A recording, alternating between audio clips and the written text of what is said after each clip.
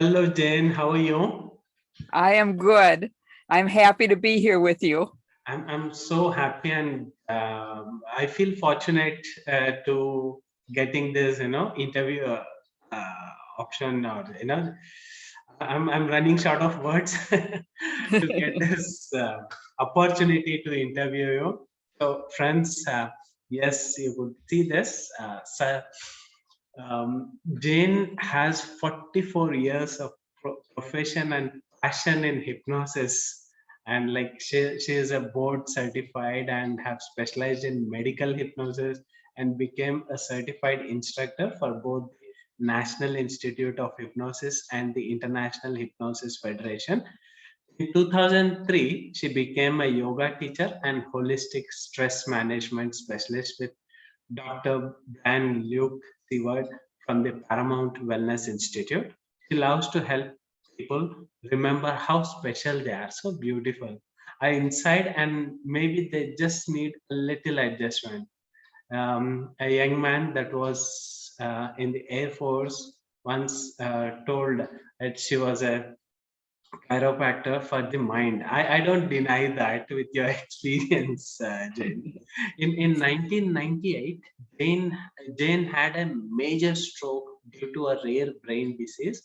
She was told that she has lost one third of her brain, but her brain was full of clots and she was expected to die, but it didn't happen. There was no treatment. This was her great teacher. She has written a book about her experience, which we'll know more about it, and the book name is Faith, Love and Hypnosis. And she's also finishing a book called Life is Magic, if you train your brain. She believes we all have magic inside of us and we all need to train our brain and have a little adjustment. I love that word, little adjustment, Jill. Well, thank you. Okay, so so many questions, and finally I got someone to ask all the questions I have.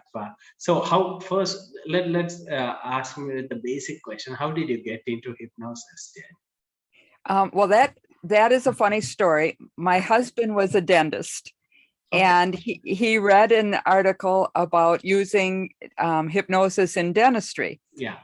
And he said, said, I'm going to take this class. And I said, oh, that'll be wonderful. So he went and took the class and he said, it's really good, but I don't think I can do it and focus and do dentistry. So will you go take the class? Okay. So I went and took the class and I loved it. That was my first class. And after that, it was unstoppable. I just studied with all the really great hypnotists I have studied with and in all sorts of different areas. Wow.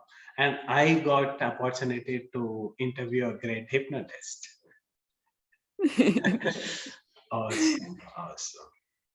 Yeah. So it was a wonderful experience. But through the years, as I keep adding more and more different modalities, I've kind of come up with my own. When I teach hypnosis, I believe you need to be able to do all the different modalities, because hypnosis is a wonderful, wonderful thing. And I think everything has to do with hypnosis, but you also, some people can use something different. And I always use hypnosis to lock everything in. Okay. Got it. So can I say that hypnosis helped you to cure your brain disease, Jen? Yeah, it did, because when I was sick, at night you wake up. When you have an illness, you wake up at night and it's hard to sleep, and you can think of all the things that could happen. It's not just if you're sick, if you're in a bad relationship, whatever is going on. Yes. And And what I would do is imagine that my arteries were opening. Okay. Okay. And then I would super glue them, because your mind is like a child, your subconscious. And it doesn't have to be true. It just has to be what you can imagine. For an example, let me tell you this. This was a young man that came to me. He was 16, and he played basketball. And he was such a good basketball player that colleges were already looking at him for full scholarships. Okay. Except he would get to the third quarter and he would collapse. Oh. And he had been to two different children's hospitals. Doctors couldn't find anything wrong with him. Somehow they got my name. They were across my state and about 3 hours away. And they came to see me. Mm-hmm. And we talked, the two of us talked, the young man and I said, you know what it sounds like? Now, remember, this young man had been through all of this, that nobody knew what was wrong with him. And so he was, that's a lot of anxiety for somebody young. And his dream was to play professional basketball. So I said, I think I know what's wrong with you. Okay. And he said, what? And I said, I think your adrenal glands get stuck. They're starting to put out adrenaline faster and faster, and they get stuck, and your body can't deal with it as fast as it is. Well, he said, I think that's what it is. That's just what it feels like. So what I was doing is he was looking for an answer. Okay. Okay. And so he was set up for a placebo effect. Now, it was logical. I mean, the adrenal glands do give you the adrenaline to keep going. I mean, in your mind, you could imagine that maybe they could get stuck. And I said, so I know how to deal with this. He said, you do? And I said, yes. I said, all you have to do, first of all, is when I'm done here, you're going to just put these two fingers together whenever you feel like you're getting too much adrenaline. And he said, okay. All right. So at the end, I used a little stage hypnosis, and I said, when you walk out of my office, your foot is going to get stuck to the floor. Oh. And you're not going to be able to move. But when I snap my fingers, your adrenal glands and your foot will be free and never to be stuck again. Okay, so he gets done and he goes to the door, he opens the door, and he's like, my foot is stuck, because he's forgotten now. And he said, my foot is stuck. And I said, what do you mean your foot is stuck? I said, you really need to get out of here because I have somebody else coming in. He said, I can't, my foot is stuck. I said, oh, it's just like your adrenal glands. I said, your adrenal glands are free and your foot is free. Never again. Nice. One session, the young man 2 years later got a full scholarship to the university of the college he wanted. And on his last game, when he was a senior, a student of mine was at the game, and she texted me or called me real fast and said, quick, turn on the game. And here he was running down. He was big on the Jumbotron, running down, and he had his fingers together. Oh, beautiful. So one session, we don't need to do a whole lot of sessions. If we can find what it is that, get it down to exactly what someone wants, Beautiful. we can take care of it with hypnosis. Yeah. And then what led you to explore the spiritual side of the application of hypnosis? What interested you in that area? I do. I do a lot with spirit because I believe that it's a part that, at least in the country that I'm living in, that people want to deal with spirit, but it's always the last thing on the list. Okay. It's like, we've got our job and we've got this and we've got to eat right and exercise and all of this thing, and there's no time left. And they don't realize that, to me, I always have people draw a circle and divide it into 4 parts. One is mind, one is body, one is spirit, and one is relationships. Wow. And then I ask them to tell me 1 to 10, 10 being the best, what rate would you give your mind? You know, are you positive? What is your hobbies? All of those kind of things. Your body, how do you feel about your body?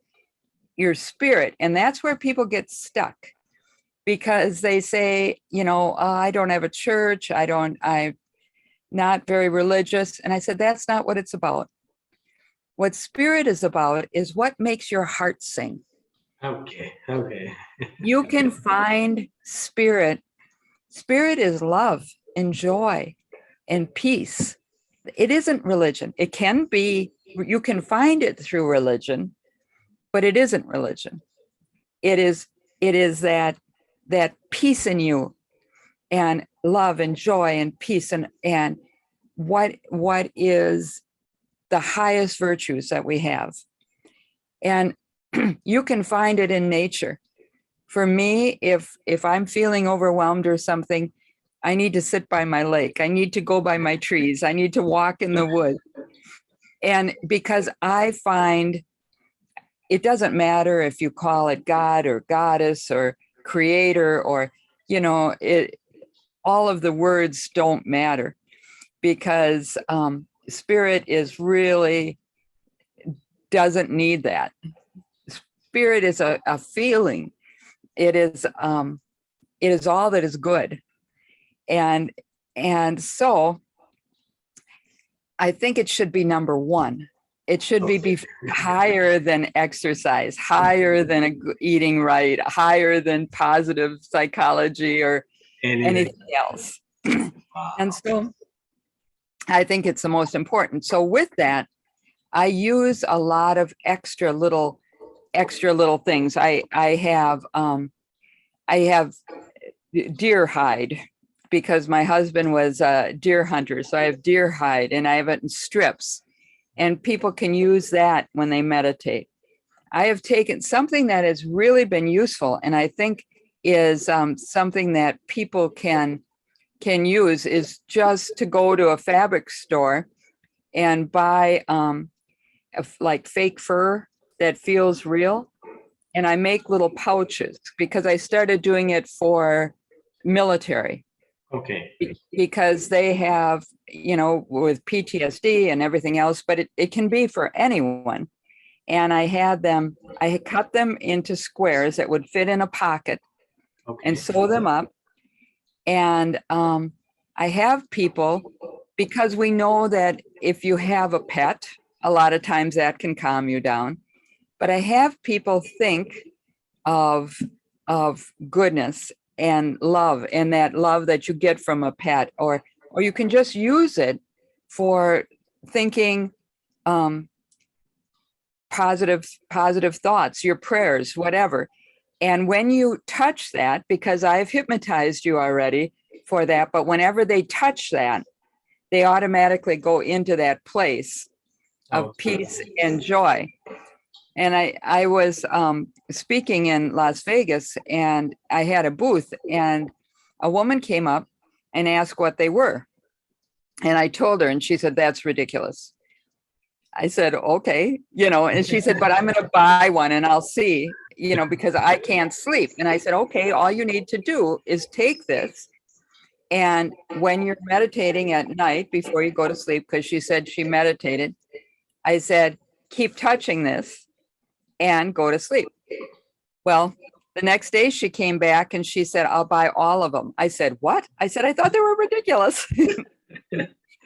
And she said, "I am a brain scientist and in France." And she said, "I don't understand it, but I slept wonderful last night."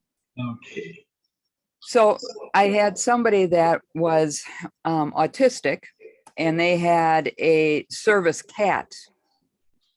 Well, when I told them this whole same thing, the dad, the cat had died, and the dad was like, our house is chaos and we're not on the list to get another service cat for a while. And so I gave him this, and he came back a couple weeks later and he said, I'm really mad at you. And I said, why? And he said, because I have been cleaning a litter box all these years and I wouldn't have had to, because they did that. And that is part of spirit. Spirit comes to us in different ways. It comes to us however we need it.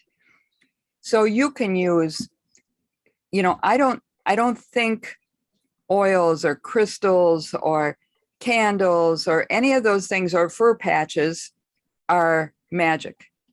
But what I do think is they remind us inside that we have magic inside of us. And they remind us to focus on what it is that is good, and that is spirit. Wow. That's where you are doing those little adjustments in the people. Yeah, and I think that it all comes to the idea that life is so precious, and anyone that has come close to losing it understands that it is so precious. And every day, I used to have a big jar, a vase, and I had those little marbles that you can get at, any kind of store. And I had figured out if I would live as old as my grandma lived 92 years old. Okay. And how many weeks would that mean I had left? And I put a marble in for each week. Okay. And I was teaching a class and for some doctors, and I came in and they said, what is that now? And I told them, and they said, oh, don't drop it. Don't drop it. I said, it really doesn't mean the end.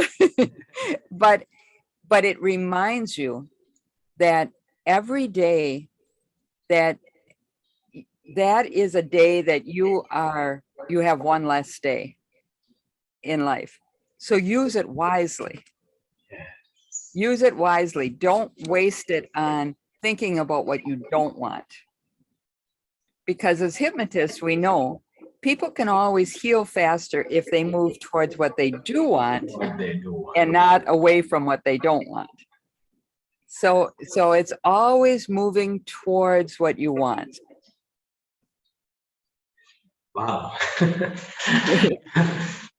I'm sure people who would be watching this would see a very simplified and such a subtle explanation of hypnosis and its benefits with the spiritual dimension. So beautiful. And then there is these concepts like soul contracts, vows, and all that stuff. So what's your perspective about that, helping people to reverse the contracts and all that? So is it just a feeling again end of the day, or it happens? Like, how is it? Well, I think everything is a feeling. Okay. But because I believe in reincarnation, Okay. then all of those things are important. So if you're doing a past life, and sometimes when you're doing a hypnosis, the person will slide into a past life. For example, I was doing a hypnosis on a lady that was a very conservative lady. She did not believe in past lives. She was, Okay. but she had a terrible fear of heights. Okay. And so she came, and I wasn't saying anything about past lives at all, because that's not what she came for. But she was telling me that she thought it was because when she was a little girl, her dad would put her up real high to watch this parade. So I was going to regress her back to that point. And so I said, I regressed her back to the first time why this happened. And she said to me, oh, I'm on a mountain. And I said, look down at your feet. What do you have on your feet? And she said, I'm barefoot. She said, I'm black. I'm a little black boy. I'm on a mountain. And it's raining. It's raining so hard. She had slid off a mountain and died as a little black boy rather than this conservative white girl that she thought is where it came from. And so she woke up and she was crying and she said, I don't believe in past lives. How did this happen? It was so real. I could feel it all. And that's what it was. That's where it came from.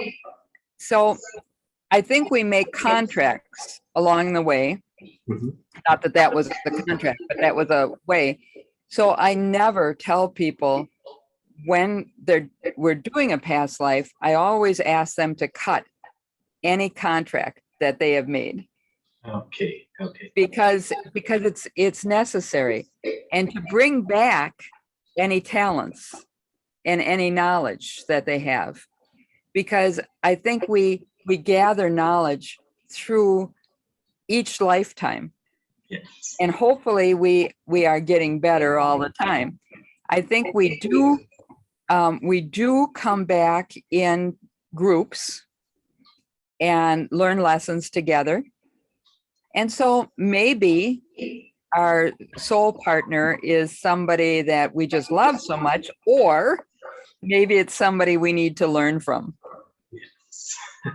So either way, it's all right, but you can see little signs. Like I have a grandson that when he was tiny, he always wanted to wear this man's like fedora hat, and this old man hat, and I have pictures of him as a little child wearing that all the time, and another one that was so absolutely obsessed with trains.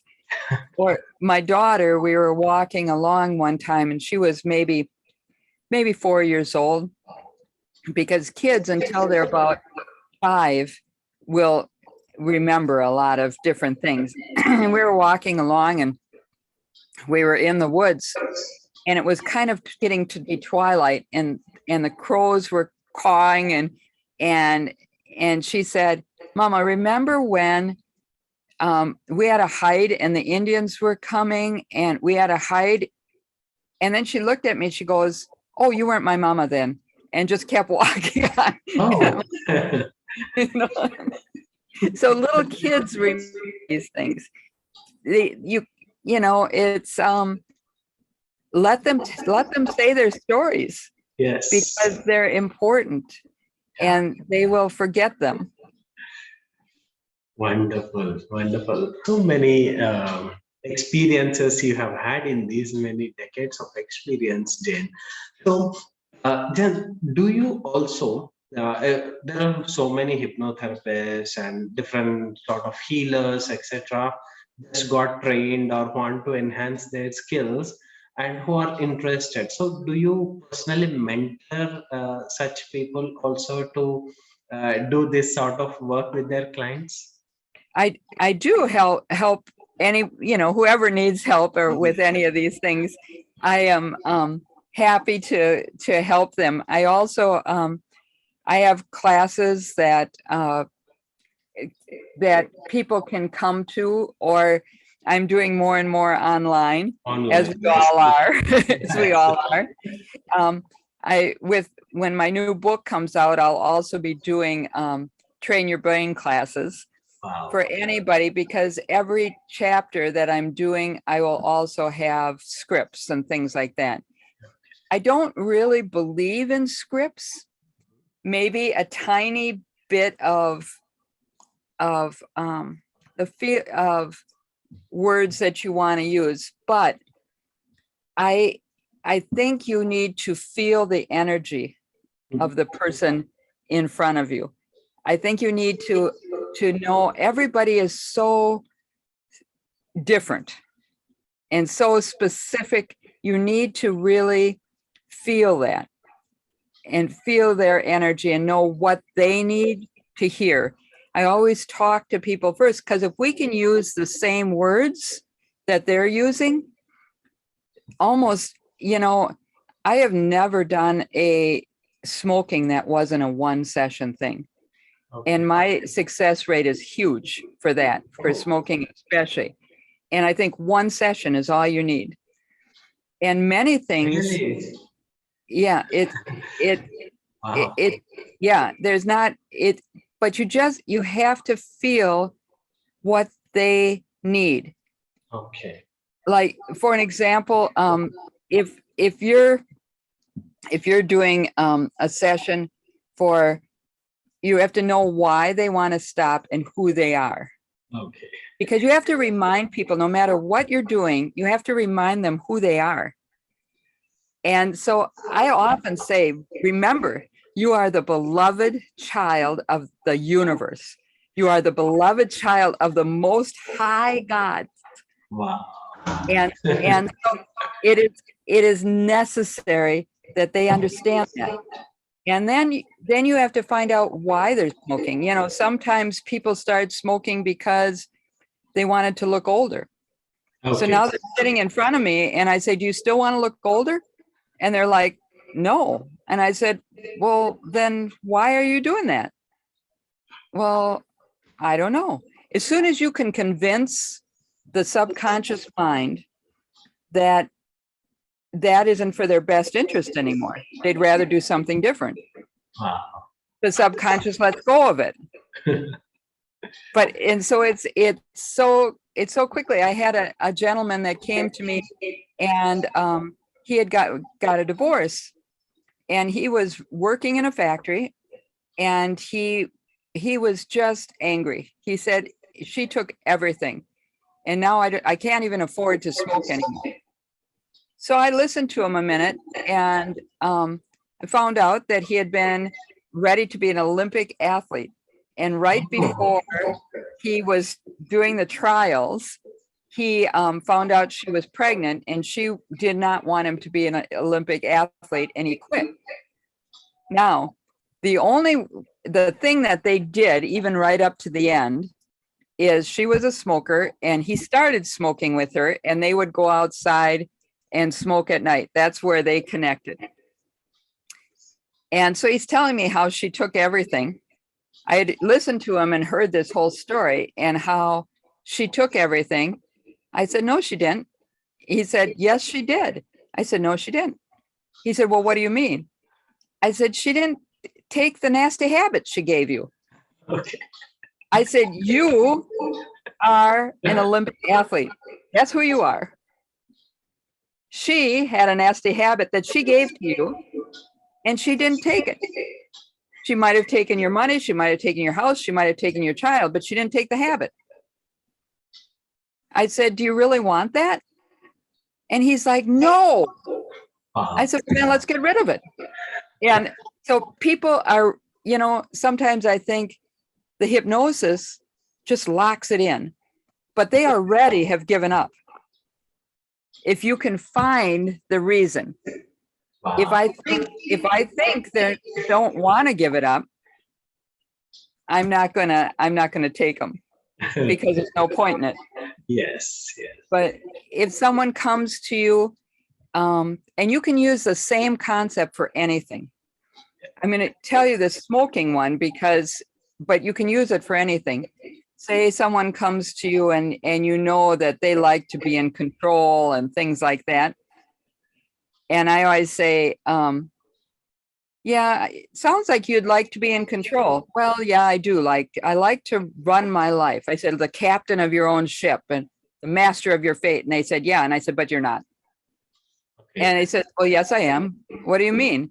I said, you're not. Because I said, there is a guy in South Carolina that owns a big tobacco firm. And I said, he's laughing at you because you're paying for his vacations. And he said, what do you mean? And I said, every time you buy a cigarette, he's laughing. He's saying, boy, I'm in control of him. He can't let go of me.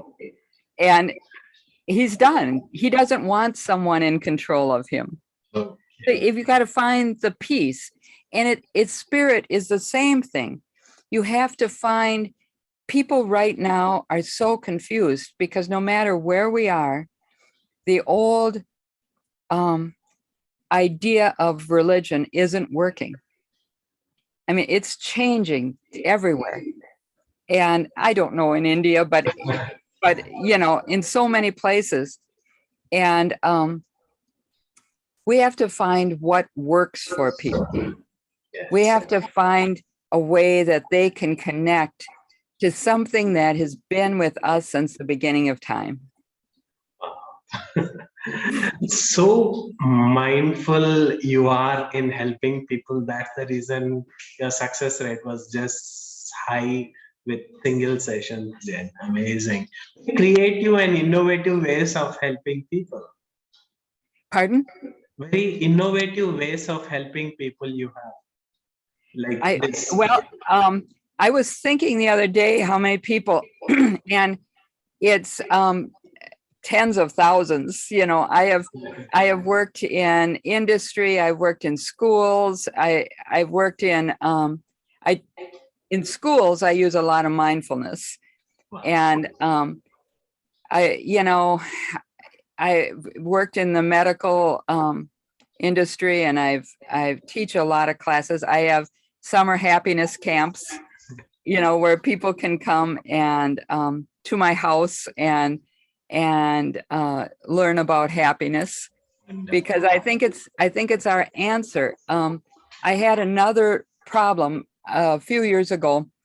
I went into the doctor and she found a mass on my ovary. Okay. And I had a lot of tests done, and because of my brain, I had 2 surgeons and 2 oncologists came to talk to me, and a neurologist and my doctor, and there was 7 of them, and they all thought it was cancer, ovarian cancer. And I was going to do a little experiment, because you might as well experiment. What else are you going to do, you know, when all this is happening to you? And so I decided that humor and a positive attitude was the answer. So I let everyone know that they may not talk to me about cancer. I named it Clyde. My tumor was named Clyde. Okay. And they could say the word Clyde to me, but they could not say the word cancer. Okay. Because cancer immediately makes you feel, it's a frightening word. And so when you're frightened, you go into that fight or flight mode, and you can't heal there. So I thought, I don't want that in my mind. It pops in your mind enough anyway. So it was called Clyde, and I hula hoop a lot. And that's how I found it at first, because when I hula hoop, it would hit, and I was like, oh, something's wrong. And then when I teach yoga too, and I could feel it then. Well, I finally, my last oncologist, that appointment, that he said, I don't know how to talk to you about this like I normally would if I can't use the word. Okay. And he said, can you tell me why I can't use the word? And I explained it to him. And I said, if it is cancer, I said, then we'll talk about it soon enough, but not now. He said, all right. And he said, and if your theory works, can I use it at a conference that I'm teaching, an international conference? I'm teaching about humor and cancer. And I said, of course. He said, we'll just call it Clyde after this. And I said, okay. And when they took it out, one doctor told me it was the size of a soccer ball, and one said a basketball, but I weighed 12 pounds less immediately. So it was a huge growth. They did have to take both ovaries, but it was not cancer. Okay.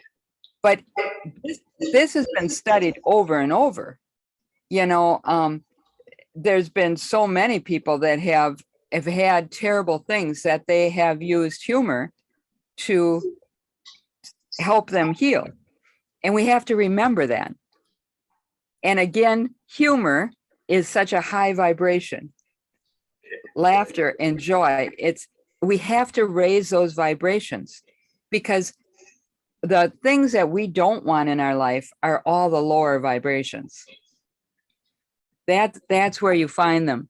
And if the more that we can reach, you know, I have no concept that we're ever going to hit that enlightenment, but I would like to hit that part where it's peace and joy and love. And that is a high vibration. When you're at that high vibration, so many things cannot happen to you. You have protected yourself. So when we're worried about protection in life, we need to move to that place. Wow, awesome, amazing. So many examples of application and benefits of hypnosis you are sharing. And here comes one more question on behalf of therapists, hypnotherapists, Jane. So there is difference between past life regression and past life regression therapy. So some people just regress their clients, get them insights and bring them back. Some people insist go there and make all so many changes. Like some people are in their transfer, they are kept for several hours, clean this, heal this, and then bring them back. So what is your advice to hypnotherapists who do more work with past life regression? Okay, I think that the past life regression is not magical. Okay. But what it is you can become aware of things. Now, to me, as soon as you can become aware of something, you can heal it. Okay. So I don't try to heal anything there. I want people to become aware of what went on. Let's see, let me give you an example. Someone recently came to me and wanted a past life regression. And when we're talking, she said, maybe I'll see something. She kind of laughed. She said, because I think I want to adopt a child. And I said, why? I knew she had 3 little children. And she said, I don't know. I just feel like every time I think about it, I feel like I have to adopt a child. All right. So we did a past life regression, and she was in an orphanage. She was abused in that orphanage. She ran away from it, and it was a terrible story. The whole thing was a terrible story. But when she woke up, she said, that's where it's from. She said, it isn't this life. It's was another time. And I can't fix that, you know. And I said, but you can raise 3 good children. And she said, yes. And it was gone. It was gone when she understood what it was.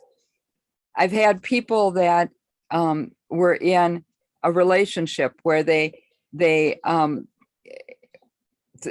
people that I'm thinking of would get together and break up and get back together and break up, that kind of a thing. You see that a lot. And we did a past life regression, and they had an amazing relationship. I mean, they were so happy together. But when they then could see that was then, they're not the same people. You know, their lives were not on that same path now. They never got back together again. They did remain, they cared about each other, but they never got together again. Another thing that I do is I do 3 past lives together. So you wake up from one, you can go right back into it, to a different one. And I do 3 of them because of the fact that I want them to have more of a feeling that it isn't just the end. Whatever happened in that life, it might have been horrible, but they had another life, and they had another life, and now they have this life, and you can learn from each one. At the end of a past life, I always go to the person, let's say the person's name was Jack, and I'll say, go to Jack and ask him, what did he learn? What did he learn in this lifetime? And they, Jack will say what he learned in that lifetime. What does he want you to know? And then we thank them and leave the negative there and bring back all the positive. That way, people can get something from the past life, but they're not attached to it. I also have them imagine that there's a cord between their heart and every life that they've had, every person that they've ever met. And you can cut those cords and just reattach to the people that you want. You can cut the cords that you've made to the ideas of poverty, to the ideas of bad relationships. You don't need that in your life anymore. Wow. So I'm such a beautiful experiences you are sharing, Jen. I just wanted to keep listening. And yeah, you shared about relationships just now. Did you see any such relevance of past life regression with health issues also, Jen?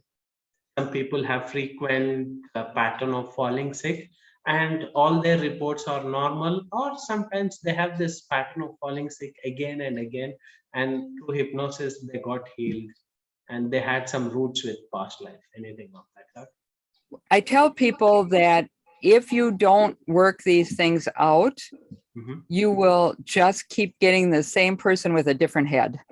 That's all you're going to get. And so it isn't about, people sometimes want to jump out of a relationship because they think that's going to be the answer. And I say, no, you take some time. You can even pretend you're not in a relationship. I don't care. But you take some time to work on yourself, because it's mirror on the wall here. It's everybody reflects in your mirror. When you're having a problem with someone, it's because there's something inside of you that has a problem with that issue that you need to figure out. Because if you don't figure it out, like I say, you're just going to have the same person again. And people do that. Now, I say this, but I don't mean somebody that is abusive, of course. But no one should stay in a physically abusive relationship. Yes. But most of the time, we are looking for things that isn't somebody else's to figure out for us. I spoke to a women's group one time, and I told them that the best thing they could do is to go home and make a list of 5 things that they like about the other person, and put them on the bathroom mirror. And I said, what that person is going to say is they're going to come in and they're going to say, what is that? You can say, that's what I like about you. And I said, you're going to get more of that. You're going to get more of those things, because it's a human psychological need. We want people to like us, especially the people that we live with. And one lady raised her hand and said, I don't need to do that because we have a good relationship, blah, blah, blah, blah, blah, And I said, then don't do it. That's okay. And the next day I get a phone call, and it's that lady. And she said, you can't believe what happened. And she said, do you remember me? And I said, oh yeah, you're the lady with the perfect relationship. And she said, well, yeah, I thought so. But I went home and tried it, and I wrote it down. And my husband said, she said, you can't believe what he said. And I said, what? And she said, what is this? And I thought, oh yeah, I can believe that. And she said, I said, those are the things I like about you. And he said, you like me? So all of us, even if we have a good relationship, our partners like to know that we would choose them as a friend. That I knew a hypnotist one time that would hypnotize the two people together, and he would hypnotize them to go back to the first time they fell in love. Okay. And then he would leave them there. He would just say, that's a wonderful place for you to stay. And he'd wake them up, and his rate of people with good relationships was very high, because the thing is, we all have fallen in love with somebody for a reason, but we forget that. Nice. And for the health issues, what are your observations, benefits of hypnosis for health issues? Because you're trained in medical hypnosis as well, right, Jen? So what is the question? What would The question is, for the health issues, how Uh-huh. people can heal themselves using hypnosis, because you got trained in medical hypnosis also. So what are your observations of hypnosis for health? Okay, so one of the things that I have, you have to figure out what you think is going wrong. Or when you go to the doctor, if they tell you what's wrong, I used to have the doctors draw it out for people, make a picture, but we can do that on the internet now. If a doctor says, this is what you have, look on the internet just to get a picture. So you have it in your mind of what it looks like. It does not matter what all the science of it is. It matters what you think it is. So you have this picture. So let's say you have high blood pressure.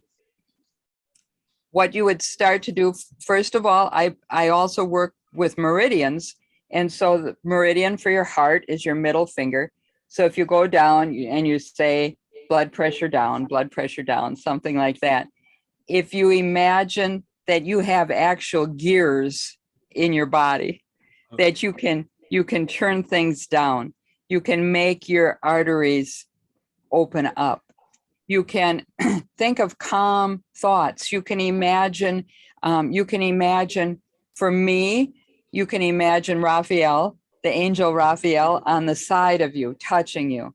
You can imagine Jesus, God, Buddha, whoever in front of you, walking with you. You can imagine God above you, the goddess below you. You can imagine your guides around you. However you want to do that, that's how you're walking through life. That's how they're touching you and healing you. Wow. And so you think of that as often as you can during the day, that it's all coming down, that you're becoming who you really are, this perfect seed inside of you. You know, the illness is just something is out of balance. You're not paying attention. Ask your body, what does it need from you? You know, to go into a meditative state, which is what hypnosis is, and ask your body, what do you need from me? Or you can put yourself into self-hypnosis to go by counting down from 20 down to 1, and then 1 back up to 20, which takes about 2 minutes, because in between each one, you're going to say something like, I have perfect health. I'm strong. I'm healthy. I love myself. Whatever pops into your mind. So 20, I am strong. 19, I am grateful. Just down and then back up, and do it a couple times a day. It takes 2 minutes. Yes. If you did it before you eat each time. Wow. and please tell about the book you have written, Jane. I have Faith, Love, and Hypnosis that tells about the stroke, And the different things that I used to heal, because there was no treatment, people would bring me things like yoga, EFT. I have all of those things in there, the different things that you can use. This new book is magic inside, because I believe that we are all magic. We're magic because of the wonderful new scientific things that we know about. We know about, after the stroke, the brain became my hobby and my passion.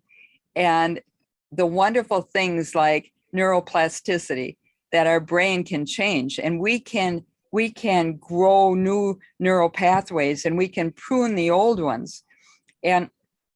But we also have epigenetics, that we can turn genes off and on. We have psychoneuroimmunology and endocrinology. All of those things are saying now, science is saying that we can change our bodies with our minds, with our thoughts. And so we have science that's telling us the things that we had done before, and we saw results, but we didn't know why.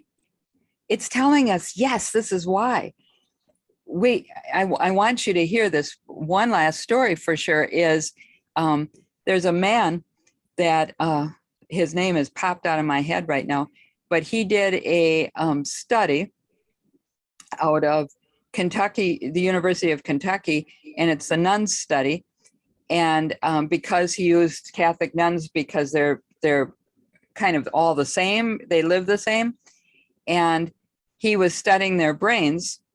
And so every year they'd get a cognitive test, and one of them was in her late 90s when she died. And so then they donated their brain, because it was about Alzheimer's. That was what they were studying. Now, she had just taken the test and got 100% on it again. When they opened up her brain, she had stage 6 Alzheimer's. Oh. And they're like, nobody had a clue. But the thing that they have found about our brain is that we have brain scaffolding. And so the more different interests we have, the more highways we have. Okay. And she was interested in so many things. So the areas of her brain, as they died off, her brain was able to take that information and move it to another place. There was one place left that she had the information. I mean, everyone would have known soon. But she had lived with stage 6 Alzheimer's because of the scaffolding. Now they have found this in jazz musicians and numbers of different people. And so we have so many amazing things in our brain that we can use, that we are magical. Our bodies are so amazing. We just need to know how to train them. Yes. And I'm sure your book is going to help thousands of people, Jane. All the best for your new book, which you're planning to launch, and may it touch so many lives. It's got all sorts of stories in it from different things that I did. So it'll have a lot of stories for hypnotists and different things that I've done all through with different people. Wow, amazing! Thank you very much, Jane, for your time. And I didn't realize when the interview started, and like your stories, success stories after success stories after success stories, and amazing work you have. And I feel fortunate to have this opportunity to interview you. Thank you once again, Jay. Well, I am very happy to do it, and I am happy to know you. I imagine you're a wonderful coach. Thank you very much. Thank you very much. We'll see you. Bye-bye.